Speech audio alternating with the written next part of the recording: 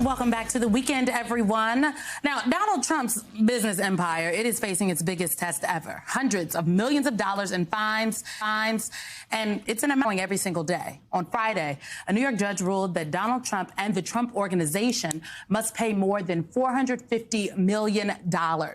And that number includes interest, which continues to accrue. And the reason? It's because he inflated his wealth for financial gain.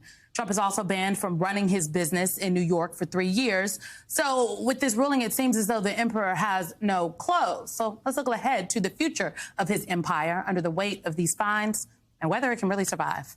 Joining us now is New York Times investigative reporter Suzanne Craig. Woo. Good morning, Suzanne. I'd like to start with you on a Maggie Haberman tweet that went up noting on Friday, Trump is facing a financial tsunami. There are penalties for the Trump org in the criminal tax fraud case, followed by the E. Jean Carroll judgments now, followed by Engoron. Upcoming are potential judgments in January 6 related lawsuits. This is Trump's new reality. In the midst of all of this, he's raising money and running a race for the presidency. What are you finding in your reporting that the Trump Organization, Trump, those around him are trying to do to get the resources in place? Because these are real numbers he's got to pay out. This is what he's got to pay out now. You've also got potential judgments in the January 6th and other cases to come. What are you seeing them do now to prepare for the tsunami of judgments?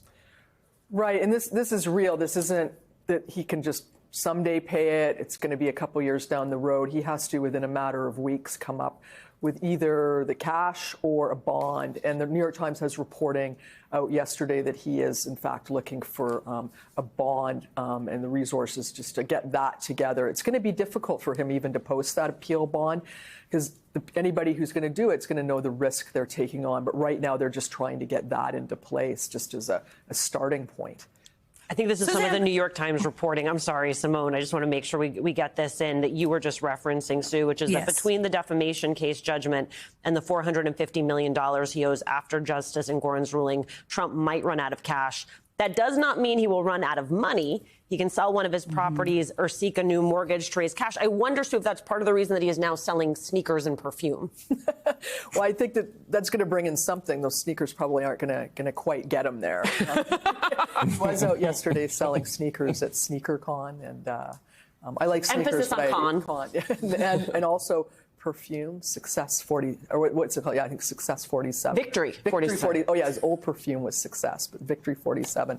But he's got to have, for even to meet, if he were to do even a cash component, he has to have something that's completely liquid because this has to be posted within a matter of weeks. But it looks like he's sort of going out now, and it's called like an appeal bond, which is he has to get it's an insurance company, a financial institution, to put up a bond, and it's got to be 120% of the value. And the other thing to remember on this and all the judgments that he's faced is whatever number you hear the day it comes out, that is going up. Simone said every day, and that's a huge interest rate. The judge, when he put down his decision on Friday, said it's 9% unless otherwise stated in the statute, but it looks like a lot of it could be 9%. I haven't gone to the statute to see if there's exceptions, but that's a huge interest rate. Simone, there are viewers who, just like we just sometimes have a countdown clock to a big event, want a little clock in the corner of the screen that shows you all of that interest accruing. I mean, I think we need to actually get the clock, so hopefully we can work on that ourselves. Alicia raised the New York Times reporting and read the part that was the question that I had. How is Donald Trump still able to get mortgages and work with banks? I mean, our colleague Lisa Rubin has noted that since the judge's decision, people have assumed that Trump can't borrow from any major bank, but that's not the case, according to a finance friend of hers. So how is this able to continue to happen? An appeals bond is a different animal than the lending. He's not going to be able to now go to banks and get a loan. And while he was president and since he left office, you know, I think a lot of people, when they think about Donald Trump's banking relationships, they think of Deutsche Bank, because Deutsche Bank had done so much lending with him. Well, what a lot of people don't know is in recent years, Deutsche Bank has sort of exited the scene, and he has gone to a little-known lender in San Diego called Axos Bank. The person that runs Axos Bank happens to be Republican. He says for him it wasn't about politics, it was just a financial decision and why he decided to lend to Donald Trump. But Donald Trump has been moving his banking out of the mainstream of New York already. I don't see him getting loans. In fact, another thing that was not noticed, I think during his presidency, there was so much going on, is just that Donald Trump has been shrinking his financial holdings. He sold, well known, the old post office hotel that he had the operating lease to in Washington. He sold the operating lease to a golf course that he had in New York. And he's also been quietly selling condominiums around New York and buildings that he owned. He sold a house that he owns in LA. He's been, I don't know if stockpiling the cash is correct, but he has been selling down, and we don't know how much cash he has on hand. He says it's, was last year close to $400 million. But I'm always careful when I talk about that cash on hand, because it can be 200 and 300 on one day, and the next day it could be zero if he has to make a payment on something. So we really don't have a lot of visibility into his cash position, but we do know he has been selling assets that in recent years that should have raised cash. And now he's selling sneakers, so he may have a little bit more cash today than he did. So that is one part of the ruling, right, which is the financial penalty. There's also the reality of his being barred from doing business in New York for the next 3 years. When I interviewed Michael Cohen, we had one of the first responses from Michael Cohen right after this news broke. He said to me, I'm not sure who's going to run the business.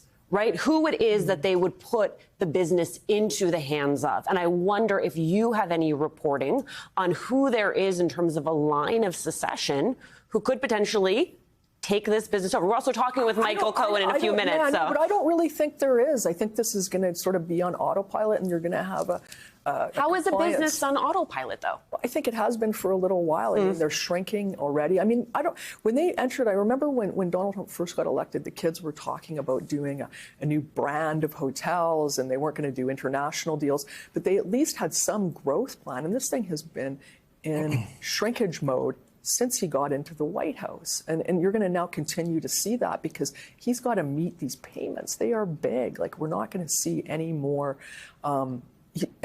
growth. And he's got managers at the golf courses. I mean, those are the main things that need running. It's not like he's got a complicated business. He's got golf courses and a few office towers, and those office towers are also, golfing is not a growth proposition, and the office towers, really coming out of COVID, people just haven't come back to the office. So it's another problematic area, but you need managers for that. You don't need a visionary at the top when you're shrinking your business down. Speaking of that, so go ahead, Michael.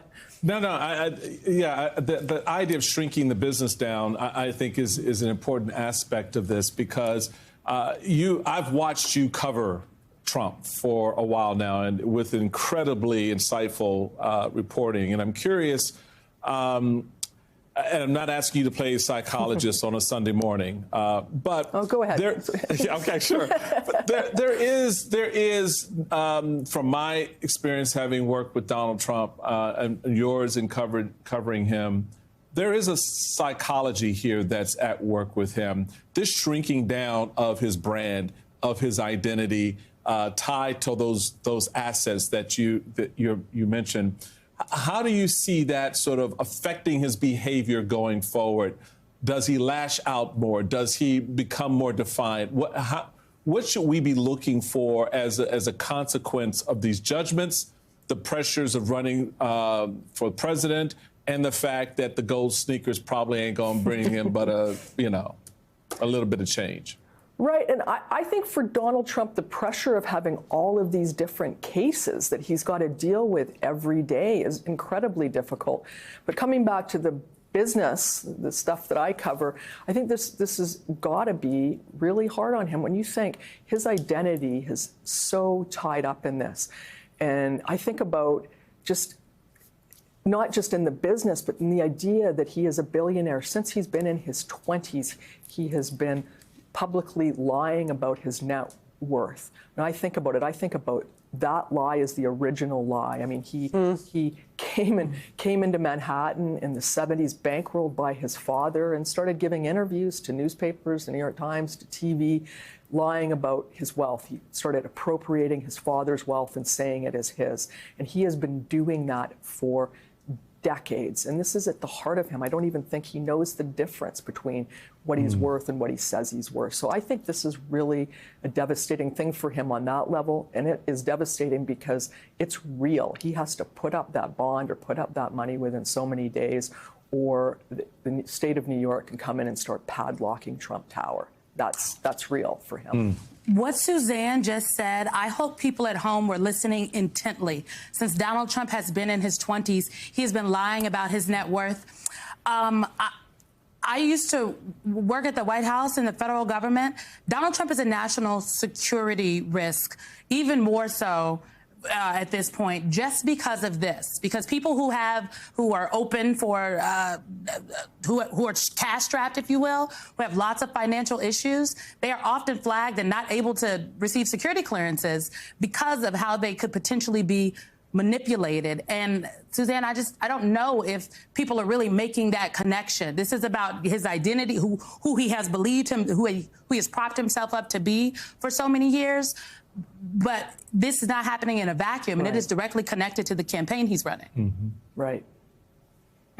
Yeah, no, and once you're, and now he's looking at a potential, he's going into a criminal trial soon, and if he's convicted, there's additional consequences once you're a felon about what you can do and how you can do business. So this is stacking up now, and this money is not hypothetical. It's real. He's going to have to pay it or come up with the bond very quickly. And they're scrambling up at Trump Tower to figure out how to deal with this.